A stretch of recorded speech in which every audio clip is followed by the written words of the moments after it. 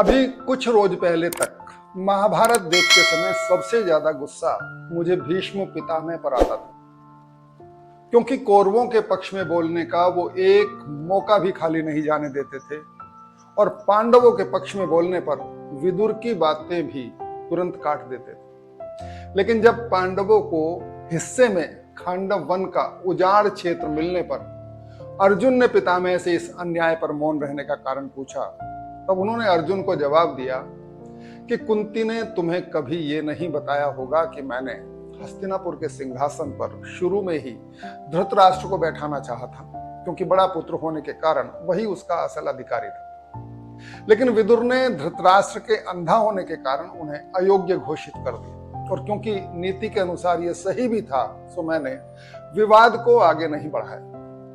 धृतराष्ट्र को ही उस समय राजा बना दिया जाता तो आज यह विवाद जन्म ही नहीं लेता, क्योंकि पांडु की भी यही इच्छा थी।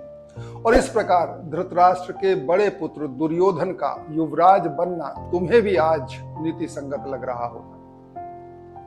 भीष्म जैसे व्यक्ति ही सोच पा सकते हैं किसी अन्य के आंतरिक द्वंद्व की उस अवस्था को जिसमें अन्याय होने पर एक सही आदमी का भी बुरा बन जाना लगभग स्वाभाविक होता है।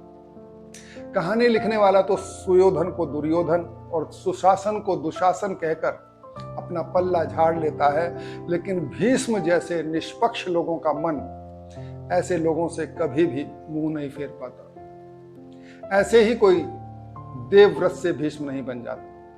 अच्छा हो कि जब भी किसी में कोई बुराई दिखाई दे तो एक बार उसके संपूर्ण व्यक्तित्व का गहन अन्वेषण कर लिया जाए। हमें प्रतीत हो रही बुराई के अलावा अगर उसका बाकी का व्यवहार श्रेष्ठ और सराहनीय है तो गुंजाइश हमारी सोच के ही गलत होने की अधिक होती है, न कि उस व्यक्ति की सोच की। आज इतना ही। नमस्कार।